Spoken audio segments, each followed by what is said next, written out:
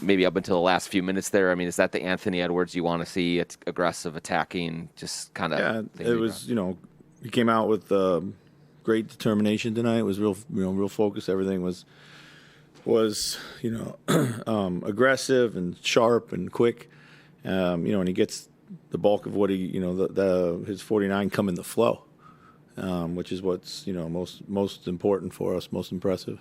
He has had over the last few games a few more dunks and things. Are you seeing a little more explosiveness come back to him here in the last few weeks or so? Absolutely, yeah, for sure. He looks like he's got his knee issues behind him. He's done a good job of taking care of that and getting worked on and staying fresh.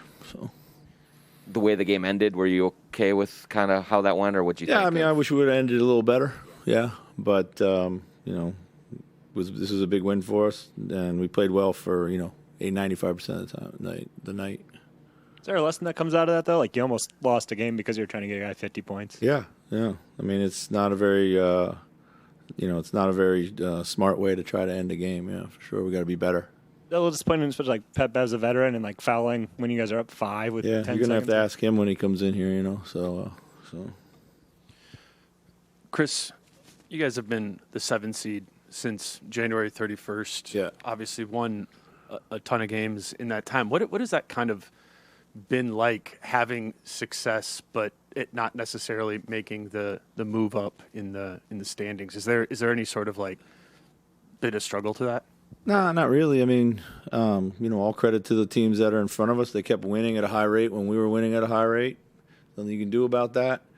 We had our chances. We were there for a moment. Didn't get the wins in Toronto and Boston and in Dallas when we needed to, which really would have kind of flipped the script a little bit. Looks like Denver's up pretty big right now, so we'll see what happens there. But we were proud of our season. I mean, we got nothing to be ashamed of. We won as much as we could. We tried every night, so we got a lot of important basketball to play yet. Chris, did Pat's return give you a little more of the ball pressure and kind of activity that you wanted defensively? After the first quarter, maybe or so. Yeah, absolutely. I mean, I thought our ball pressure was better all the way around. So.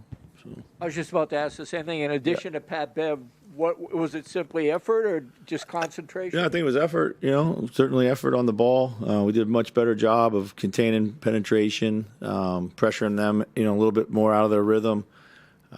We rebounded pretty well for most of the night. And it seemed like that sustained for 3 quarters at least. Yeah, I mean, there was a couple little dips in there, I thought, but for the most part, we were able to get it cranked back up. How much of that is just Pat Bev's presence, and how much of that is really just people understanding how badly you played the previous game? I think both, to be honest with you. Having Jaden McDaniels back out there certainly helps. I've really been impressed with Malik Beasley's defense. He's been really good for us too.